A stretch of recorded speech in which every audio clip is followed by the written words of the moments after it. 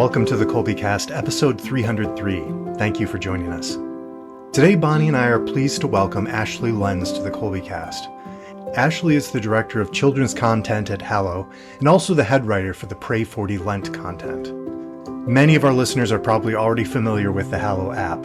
We take you behind the scenes for a look at what's happening there and to find out more about how we can utilize this popular app and all its content in our family prayer life. We hope that you'll enjoy the show. Hi there, I'm Bonnie, Kolbe homeschooling mom of 4 lads and lasses, liturgical musician, popcorn, and podcast fanatic. And this is Stephen, homeschooling father of 5 and director of development for Kolbe Academy.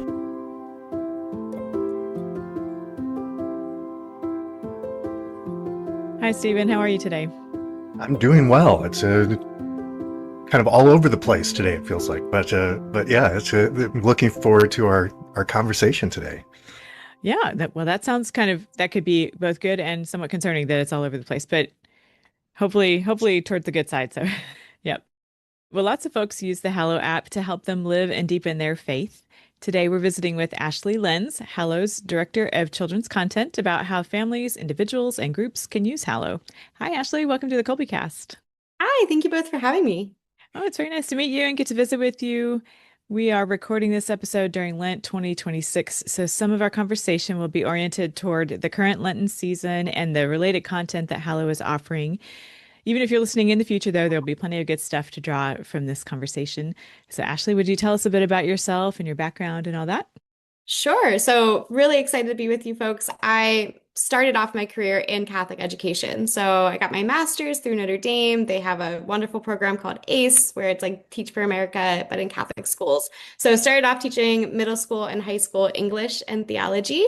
And then through God is funny sometimes, ended up at Hallow, which is, teaching in a sort of different space. I used to tell my students that they needed to learn to look things up themselves because they wouldn't have Mrs. Lenz in their pocket in the future. And now they sort of have me in their pocket in a way. So that kind of came back to get me. But yeah, it's a delight working for Hallow. It's a very fun, mission-driven, sometimes intense place to work, just in the desire to keep putting things out to people and leading them closer to God.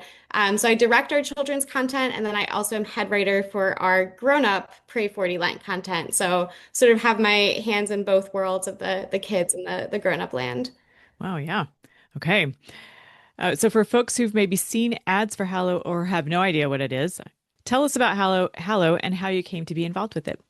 Sure. So Hallow's mission is to just help folks pray. So I know our CEO, Alex Jones, has shared his testimony a lot of he was in college at Notre Dame in undergrad and realized that he didn't know how to pray. He got really into meditation, sort of secular meditation. And he asked Father Pete, who was his rector, does the Catholic Church have anything like this, like in the terms of meditation? And Father Pete laughed in his face and said, "Have you been sleeping through all your theology classes? Like we've been doing this for 2,000 years and we call it prayer." And so the whole sort of idea behind Hallow is to just teach people who maybe have never had anyone teach them how to talk to God, how to do that by walking them through the process. So my own involvement in Hallow, I went to undergrad at Notre Dame with a lot of the folks who started it. I think my husband and I gave them $20 in a Kickstarter, years ago, when we're like, "Good luck, guys. That's really cute that you're building an app." And then, here we are now. It's this incredible phenomenon in the world. Like I said, I was a teacher. I thought I was going to be a teacher my whole life.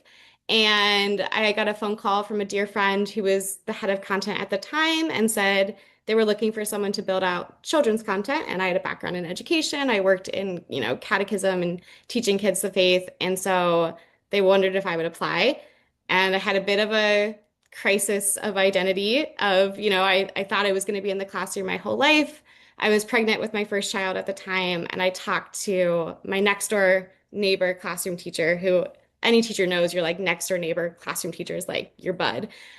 So she's, a mom of 5, all kids who are older and mostly grown. Her and her husband were our marriage mentor couple when we were getting married. And she said to me, "Other people's children are always going to be there, but your children are going to grow up." And just the reality of, having a small child while teaching versus the flexibility and remote work lifestyle of Hallow just sort of sealed the deal. And I'm so glad that I said yes and have been on this crazy, incredible journey since then. Wow, that's a beautiful story. What does your kind of day to day look like? Yeah, it depends sort of the season we're in. So last fall, when I was writing our Pray40 script, it was, 10, 12 hours of just blank pa piece of paper, me writing and just getting words on the page or, reading Dostoevsky. This season is much more of audio editing. So I'm doing a lot more of listening to the audio as we get them back from our audio team and giving feedback on what we could cut from the script that would still work in post editing, what we could like add some more silence to give people more time to sit and reflect with bits of the script or parts of the prayer that they might need more time to process. So a lot of that sort of feedback loop. And then on the kids side of things, just sort of starting to move forward, planning our kids Advent challenge for next year that we're hoping to write in the next month or so to kind of get ahead of the ball there. I am a parish music director, and so I'm thinking about I do some planning somewhat in advance, but thinking about how far in advance that you're working, I just wonder what it is like. You're in Lent mode in the fall. What's that Yes. like for you in the practice of your own faith and your own like, fall is coming, Advent's coming, but I'm thinking about Lent right now. Like how do you kind of square all that? Yeah, it's so interesting you bring that up because it is a very strange liturgical practice. I do feel like I did my Lent in the fall. Yeah. I went on retreat to Notre Dame. Like I just took the time to slow down and, think about the Brothers Karamazov and praying through that. And so, yeah, it is a very strange, like my kids in the meantime are like decorating their classroom for Advent and Christmas and singing Christmas carols. And now that we're in Lent, I'm thinking about like Easter and Advent and Yeah. onward. So yeah, it's like you're kind of out of step with the rest of the world or sort of, yeah, maybe a little bit John the Baptist, like prepare the way, like going ahead of the rest of the church and thinking about what they'll want to think about in the next liturgical season. But it's nice to, now that I've written the whole Lent challenge, to come back and do the sort of embodied practices of our faith, So I went to stations with my 4-year-old last week, or our church does a beautiful Taizé prayer service around the cross for Lent. And so I think I find myself really clinging to those like in-person embodied rituals that remind my body and my brain that we are in Lent now, not, 6 months from now. Okay. Okay, Yeah. that makes sense. Well, as I was preparing this episode, I polled our Colby staff and online teachers to learn how they use Hallow, and Oh, I got a cool. lot of enthusiastic responses. So here we go with a list. So various challenges, book studies, music, trivia and games, rosaries, homilies, mass prep, and the list goes on. This is sort of me when I wade into Hallow, like I want to go here and I want to go there and all over the place. So how do I decide which way I'm going first? So that leads me to the concept of using the phone for good, which is the title of an article on the Hallow website about how the app can be used in school settings.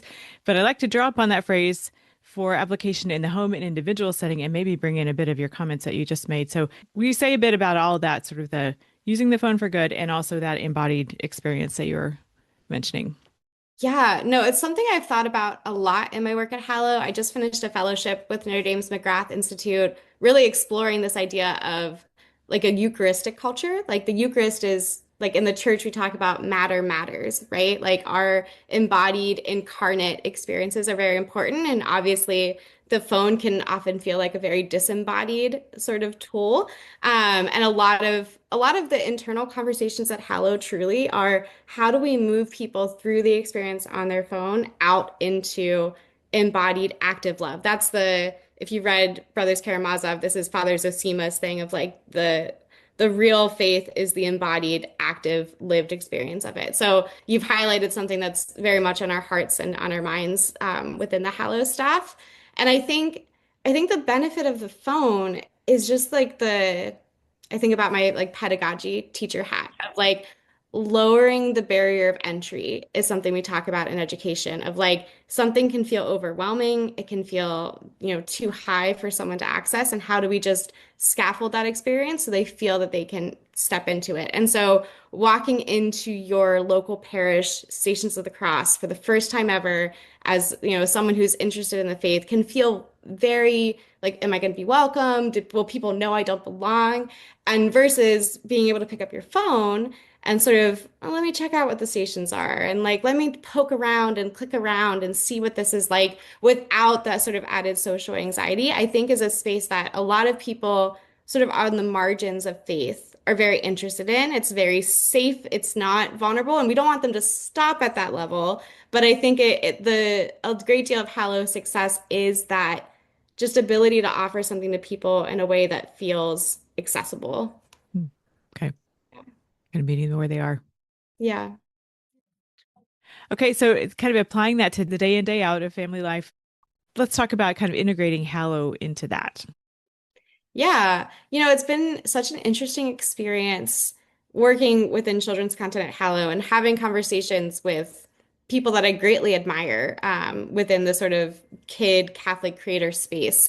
And the conversation I often have with them is I'm a convert to the faith. I do not have sort of a working model of what it looks like to have a childhood sort of infused with the Catholic faith or how to build that out for my kids. And so I'm often sort of like soliciting tidbits of advice of like, how do I do this for my own children?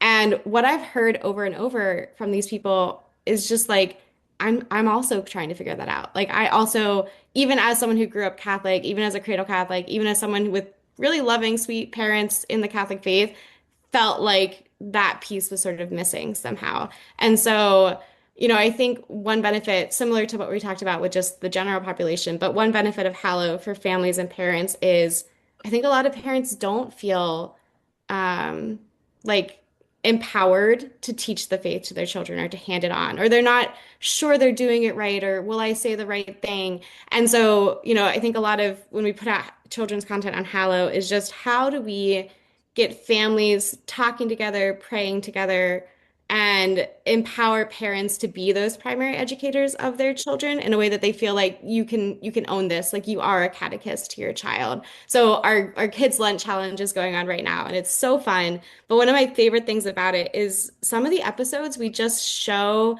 parents praying with their children. So they're fictional characters. There's Paul and Mia, these two sweet little kid voice actors, and their parents, and they gather together to pray the Stations of the Cross. And you just hear a model of a family doing that. Or in one of the previous sessions, we had like the father and the son pray Liturgy of the Hours together. And like they're like talking about like what are these ribbons and what am I doing? And you just like I think it's so empowering for families to see that modeled and to be like, oh, I prayed with this on Hallow, but now I can go get a copy of the Liturgy of the Hours and pray it with my kid without Hallow necessarily. I hope you keep listening to Hallow forever, but like, wanting to just like give them these sorts of like, another thing we talk about in education is like, if you can't see it, you can't be it. So wanting to like provide for families like this is what it could look like, this is what it could sound like, or the characters in the Kids Lent Challenge, the Paul and Mia and their mom and dad will have conversations about where is God when a miracle isn't answered, and you hear a dad give that answer to his daughter, or you hear the mom say, you know what, maybe we just should go to adoration and pray about this together, and like I feel like as a parent for me, this is like whether I'm listening to, Hallow Kids content or I'm watching Bluey with my kid, I feel like I'm like absorbing like, oh, this is what it could look like to be playful with this or to be prayerful with that. And I hope that's sort of what we offer to Catholic families.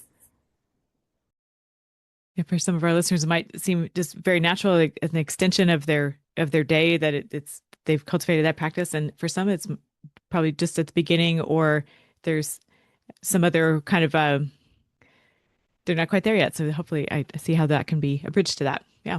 Yeah. All righty.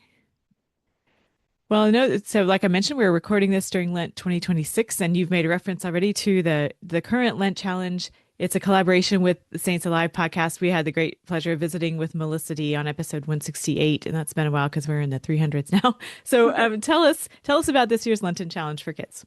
Yeah, it's so fun. So Melissa wrote the challenge and she is just brilliant at what she does. Yeah, she's such a force to be reckoned with in the world. But she did this beautiful job of putting together, maybe let me back up. One thing that we really talk about a lot in storyboarding these children's challenges is that we don't want to just give fluff to our kid listeners, right? I think there's sometimes a sense when you're writing for kids in some spaces that like, well, don't give them too much and like don't go into, and we really want to trust our listener and trust the parents listening alongside their kids that these can be a conversation starter and they can be, not overloading children with something too heavy for them, but really giving them something to chew on. And so the thesis or the sort of theme of this Lent challenge was, what do we do about the idea of miracles and where is God in miracles and do miracles still happen? And so the whole premise of the story, these kids are on the basketball team. There's a new kid on their team, Leo, who is just moved to town. He's homeschooled. He is just like doing their school basketball team with them, and he reveals that he's joining the church at Easter Vigil. So he and his family are converting. Paul and Mia are so excited. Their friends are so excited. But then Leo lets on that he doesn't think that miracles happen anymore. So one kid makes a comment about, it's a miracle that this happened. He's like, yeah, I don't really think miracles are real. And so Paul and Mia and their friends Brad and Grace make it their mission that they're going to prove to Leo over the course of Lent that miracles are real. So they get a jar that they're going to fill with miracle stories. And so you have episodes that are sort of like deep dives into like miracles at Lourdes or, other miracle stories from saints. And that's sort of the through line of the series. And so I don't want to spoil anything, but there's just a beautiful unpacking of within the kids' own lives, like a miracle that isn't answered and what we do with that and how we wrestle with that. And it's funny because Melissa wrote the challenge separate from me sort of writing the grown-up Brothers Karamazov challenge, but so much of what she unpacks feels like she's quoting Dostoevsky in parts of Brothers Karamazov. And so it's like, did you read Dostoevsky ahead of time? And Melissa's like, no, I've never read that book before in my life, but it really dovetails nicely. It's such a funny sort of Holy Spirit moment to have what the grown-ups are walking through sort of mirror what the children are also talking through. And you can kind of meet in that space and have those conversations together. It's beautiful. Yeah. It seems like the app is like so much something for everyone, for those who might not have it on their phone already. But it seems like these challenges might be a place to start if you're new and just like, where do I begin? There's so much here. It sounds like this is something that's very specific for the time of year and the season that we're in. And is that fair? Is it fair to? Yes, definitely. I think the biggest entry point we have for people, and to your point, we try to make it very liturgical, very seasonal. And even, I mean, this is one of the benefits, the downsides and the benefits of a startup is we're often working, down to the wire to get something out the door. But that's because, I feel like we are trying to pray through like the signs of the times and like what is currently going on in our culture and our world and meet that need. And so we start writing the Lent challenge in September of last year and thinking about where our culture is then and what we felt like people might need. Like that's where the sort of Dostoevsky and maybe the miracle thing from Melissa came from as well. And so able to kind of like put that out quickly versus if we had planned this, 2 to 3 years ago, it might have been a different challenge. So yes, definitely the challenges are meant to be a good entry point to the rest of the content. I think I asked Melissa a similar question. I'm very curious about what it's like the recording of the audio. Like, what's the process like? Is everybody all together? You've mentioned that the writing of it happening quite early. Take us behind the scenes a little bit of the recording of it. Yeah, I mean the recording and sort of hats off to the Dees because they do most of the children's recordings, which is the whole other ball game when you're working with these very talented child actors. A few of them are relatives of the Dees, so like nieces and nephews, which kind of helps the relationship. But yeah, it really depends. So some of them, I go in person to a recording studio with whoever is recording, and we're, there for 8 hours. Those are really interesting because the audio engineer who's sort of running the board is not a Hallow employee, not often Christian or Catholic, but they're recording these beautiful prayers. And I was with Mother Olga a few weeks ago recording, and the audio engineer was like really moved by the end of it. And there's like such a evangelization that happens in the studio that's just, yeah, it's just kind of like an interesting space to be in. If we're recording these for the Hallow audience, and then there's the engineer sitting at the desk, hearing them and being moved by them. And yeah, I just pray for those folks. Some of them we do on Zoom like this, depending on sort of circumstance. And then the kids working with the Ds they often come to sort of the recording booth that the Ds have. And we try and space those out more and give them more breaks. It's also why you'll hear our kids' voices sort of switch main characters. So in Advent, we have two kids who are more the main characters and the other ones are in the background, and they swap for Lent so that the kids get a break from sort of like carrying like a big challenge like that. But yeah, they're often down to the wire. Like I said, our kids challenge has 175 different voices in it. And so that is just like a whole beast to organize and manage, and make sure that we get those all recorded as we need them. So yeah. I love hearing about that. Okay, Stephen, you want to go back to what you were going to say? Sorry. Dostoevsky and the Brothers K this year, it's just, I mean, I lose track of how many times I've heard about things, whether it's Peter Kraef's recent book or Word on Fire is doing things, and you've got, what is it with the Brothers K this year? Yeah, I know. It's so popular. Was there some like movement, or is it just did it just happen that, is it accident or on purpose? Yeah, there was no like inside baseball or anything, if that's what you're asking. I do. We often call it like a sneaky Jesus moment. Like, oh, it was a pretty sneaky Jesus. But I mean, kind of to what I said earlier, I think there's a sense in the culture of like a lot of what Dostoevsky speaks to really resonates with what we're also seeing in our culture right now. And I think that might be why it's sort of percolating up in different spaces. I will say that when Alex Jones, our CEO, called me and said, we're doing Brothers Karamazov for Lent, I said, that's ridiculous and preposterous, and it will never work. And then I wrote a 60,000 word script on it. So, sometimes the Holy Spirit makes things come together.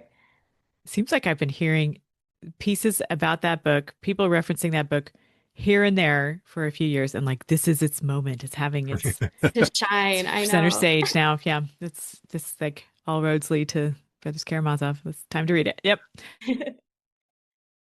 Just have to go back and reread it. It's been since my college days that that I really spent time going through it.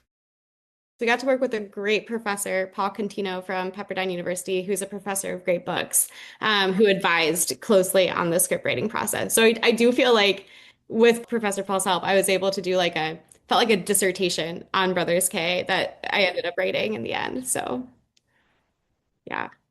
We were just coming off a Sunday where we had the Lord's temptation in the desert, and it's been a while for me, but going back to that, we spent so much time on that in the Brothers K, their understanding and just unraveling that. And so again, I have to go back. I'm a little rusty. Yeah, the Grand Inquisitor chapter of the Brothers K is fascinating. And we only got one day to do it on the Pray40 challenge, which was like, this is a travesty. Like you could do a week on this whole entire chapter. But alas, we got to keep moving. So right. Yeah. Giving us lots of points to look forward to if we haven't already undertaken it. Okay. But to that point, so this episode coming out, Lent has already begun. When this episode comes out, let's talk about getting started mid-Lent at this point. What do you say to folks who are like, all right, but can I still do this now, even though Lent's already begun?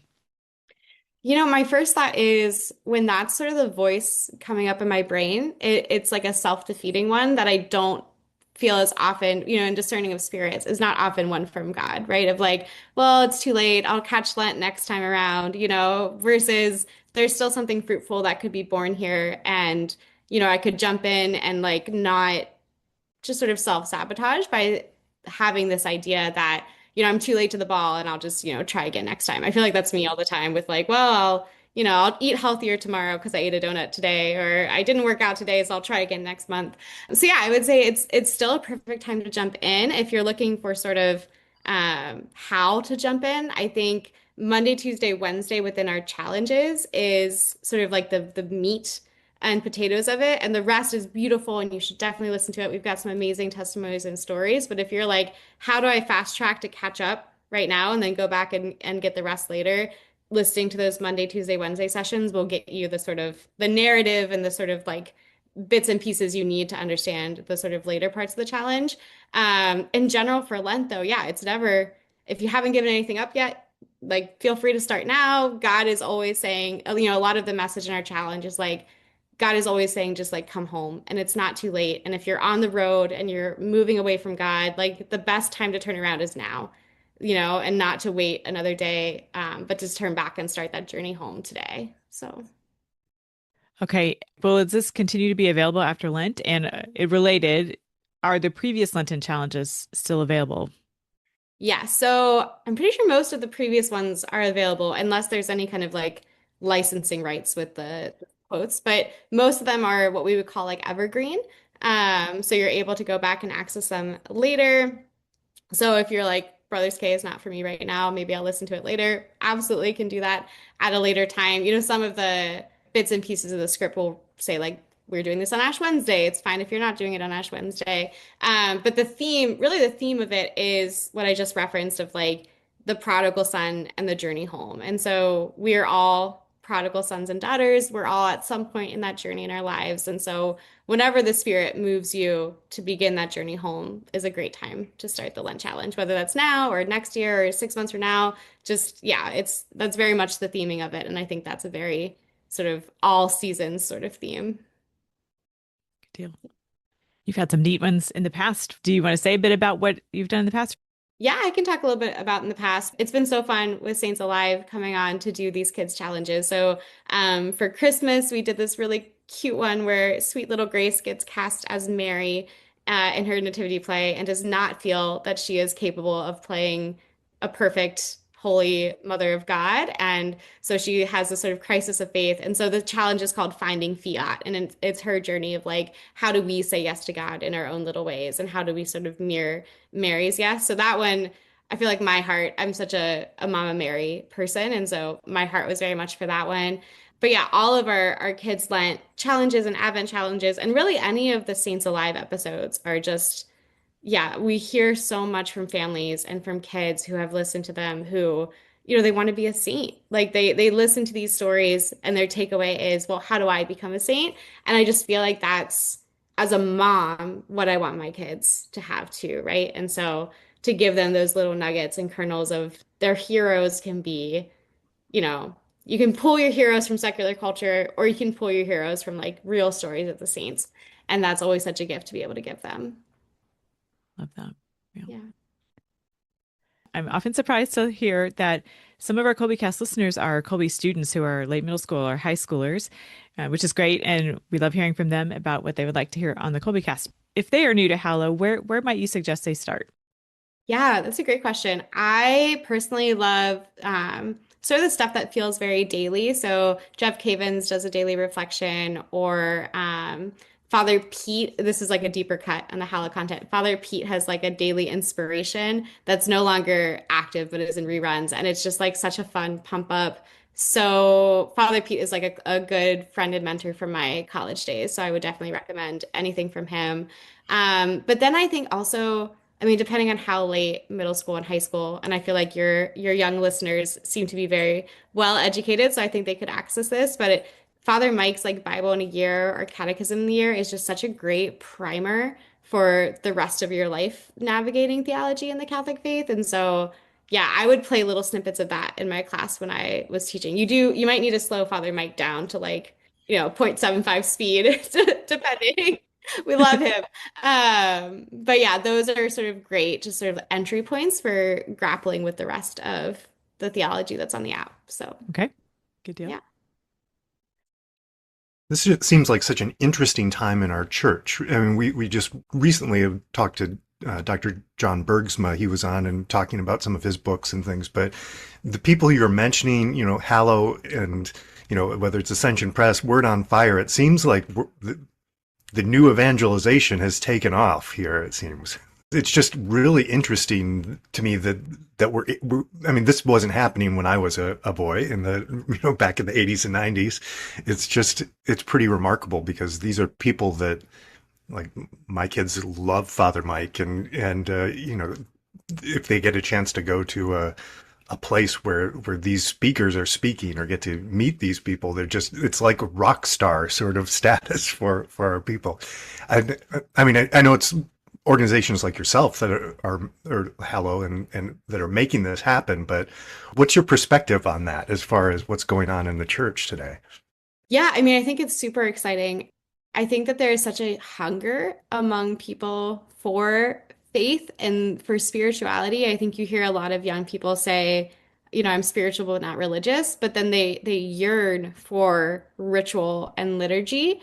And I don't know that they would articulate it that way. I don't know that they even know that that's what they yearn for, but I think when they're able to see someone on social media you know, participate in ritual or show the sort of beauty of like the sacramental worldview, something resonates, which, St. Augustine, like our hearts are restless, like what resonates is God and their desire for God.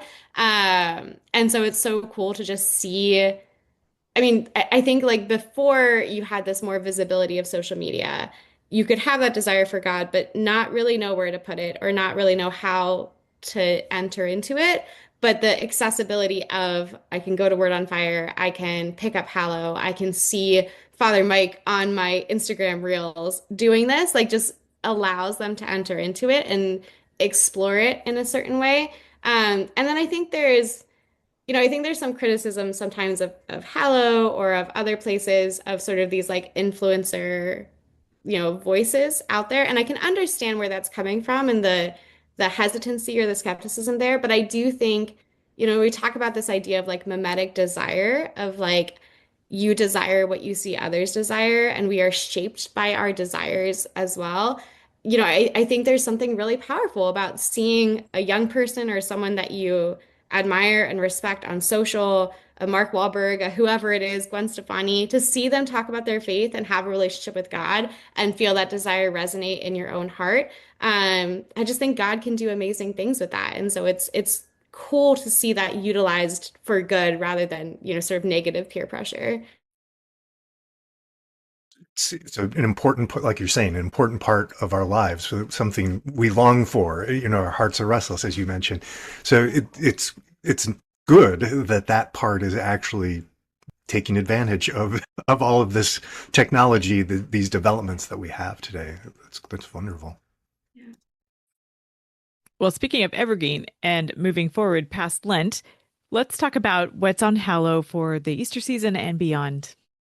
Yeah, great question. We're building the plane as we're flying it. So, which is just the story of our lives. For Easter, we have a really beautiful challenge that my coworker Sarah is writing. And the whole theme is victory. So this idea, I don't know if you guys are familiar with like the Via Lucis, like the way of light. And so the idea is that like in his resurrection, Christ's victory over lots of things within our world. So victory over death, victory over shame, victory over these sorts of things. And so Sarah is really putting together a beautiful script of just exploring that and sitting with that, exploring people's real stories of the way that Christ has sort of been victor over whatever it is that's been holding them back in their lives or keeping them, locked in these chains of shame or sin, grief, sorrow, addiction. So yeah, I think it's so interesting coming off of Lent because I think sometimes people are a little tired. Not that we should ever tire of God, but a little tired. Lent is a very intense season, and so wanting to offer people something very hopeful and joyful for the Easter season. So that'll be available for folks, and then yeah, we usually do some sort of like Sacred Heart devotion in June. Summer is interesting because I think we see like mass attendance drop as well. Like everyone goes on vacation, and often we see that reflected in sort of how people use Hallow. And so the question being of like, what do we offer people that would really just like help them go through the summer season and still feel. I feel like people don't know what to do with ordinary time, I guess is what it comes down to is how do you use this season in the church that feels like not a season? It's not a season in the way that Advent or Christmas or Lent and Easter. And so like what do you do with that time is something that we often are sort of talking about and discussing internally. It's obviously a time of growth and a time of deepening what we've done within the Lent and Easter seasons. But yeah, stay tuned for sort of what the June, July, August lineup is going to be. That comes up here on the Kolbecast from time to time, living ordinary time well, and also the entirety of the Easter season in its festivity. Like, how do we maintain the festivity that whole time? So sounds like a Yeah. good, you guys are on it for that. Sounds like. Yeah. Well, and so much of discipleship is just ordinary, like most of our discipleship is not a call to these great heights or great lows. It's just the everyday work of loving the people around us and loving God. So, Yeah, very yeah. true. Very true.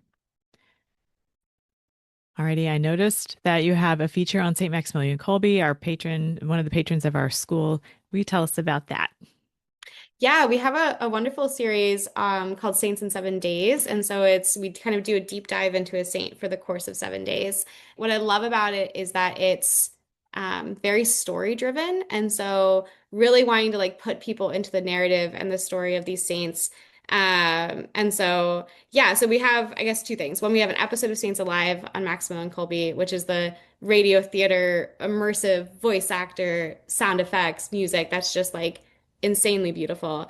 And then the Saints Alive series would probably be more oriented for the adult side of things. That's just sort of walking you through the story of his life, and praying with that. So yeah, we love St. Maximilian Kolbe around these parts. And so anytime we kind of get to put forward his story and just his teachings and everything, definitely are excited to do that. Seems like Hallow is right in step with what St. Maximilian Kolbe was doing during his life, with using technology to preach the gospel, to share the gospel with people. So. Yeah, I hope so. I hope that's what we're able to do in the world. That's definitely the prayer and the mission of what we do. So I bet he'd be very happy to see all this. Yeah. My parish and several other parishes around my diocese, I've been seeing things about Hallow on a parish level. Are you able to explain a little bit about that? I can a little. There are definitely people on our team who know a lot more about it. I think this goes back to what I said too about this journey home being something we do together.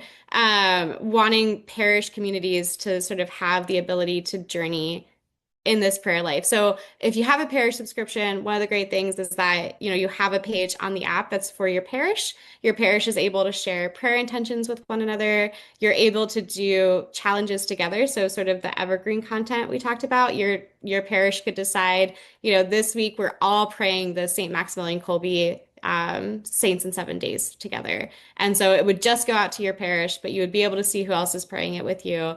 And then we have, wonderful resources for leading small groups. If you wanted to, listen to the Hallow Challenge and then do a small group discussion later, we have resources for that. Reading plans for how to read all of that wonderful 800 pages of Dostoevsky together as a parish. Even like priest, like your parish pastor is able to upload videos onto the parish page to sort of share out with the parish community. So, I love that you bring up the parish functionality on the app, because it is one of the ways we've talked about leading to that more embodied, incarnate experience of it, to sort of move fluidly between the experience of, putting in your headphones and listening to Hallow by yourself, to then move into the parish wider community to be able to experience that journey together. Okay. Okay. So all this has been great to hear about and to learn more about, and to kind of give us some points of entry to get to know Hallow and to incorporate it into daily life. What final thoughts or takeaways would you like to leave with us? I think what comes to mind is just the desire to help the world pray being at the heart of what we do. And whether you're praying that on an app, or you're praying it with a hard copy of the Liturgy of the Hours, or you're praying just, going about your daily life or going to adoration, that's just really our desire, is to just mobilize people to prayer. And if you're doing that on Hallow, great. If you're not, also great. But yeah, just really encouraging people to know that God the Father wants to have a conversation with you and desires your heart and desires to accompany you and wherever you are right now. And if Hallow can be a small part of that journey, like, we would love to walk that with you, and to just encourage folks to, one thing that comes up a lot in the Hallow Lenten journey this year is that we don't walk the way home alone. And so just really encouraging people, to anyone who's listening right now, that I love that, you're tuning into a Kolbecast podcast. That's so sweet. Or if you're on Hallow and you're tuning into our Lent journey, like, that's so wonderful. But to know that, like, the real mission of our faith in the world is to journey together, and that we want to walk the road home with others, and to invite others into that road. And so, inviting more folks to listen to this podcast, inviting more folks into Hallow, inviting people over to church with you when you go to stations this week. Just really wanting to like really appreciate that human family that we have and God's desire that we see each other as brothers and sisters and, don't leave anyone behind. Beautiful. All right. So if folks aren't yet on Hallow, how do they get started? Yeah, find us in the App Store, or you can go online to hallow.com and find us there. Would love to have you pray with us. Beautiful. Okay. At one point, Hallow was like one of the top downloaded apps. I'm not sure, but it's hugely popular. So that must be really interesting from an insider to see like the have those statistics available to you. Like, whoa, there's so many people who have this app and have this content now and things like that. That must be interesting. It is, yeah, interesting is a great word for it. It's so funny to watch, in our Hallow internal like Slack channels as it's climbing in the store. And every year it's either Jimmy John's one year, Five Guys the other year, they run like a promo if you like download their app, I think for like Mardi Gras or Fat Tuesday. But the like internal Hallow conversations are often like, I'm really tempted to download Jimmy John's, but I can't. If I download Jimmy John's, I'm gonna like throw off the algorithm for Hallow. So there's like a lot of jokes and humor and lightheartedness, and then also just a deep sense of humility to see it climb so high and to know. I mean, there's no reason why we should be number one. Like we don't have the sort of marketing budget that other people have. We don't have the size of the team, and so it's really just like people are hungry for God, and this is a way that they're able to have the Holy Spirit reach them. And so to see that happen on Ash Wednesday and to know like this is people are hungry for it.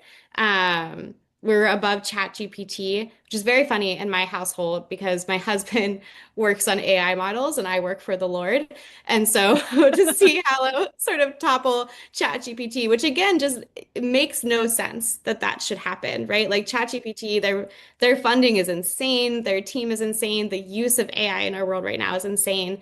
And my brother-in-law, I think, put it well when he said, like, people there's like this desire for realness in the world, and like the antithesis to ChatGPT is like turning in prayer to God. And so to see, Hallow take that number one role, I think like obviously we're very proud of the work that we do, but I think more so it's just heartening to see that like people do desire the real and the good and the true and the beautiful. So there's hope, I think, in the world for that still.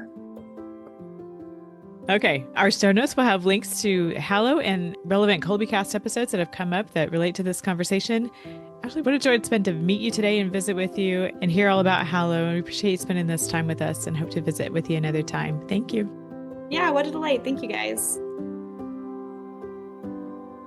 Subscribe to the Kolbecast on your favorite podcast app so that you don't miss an episode.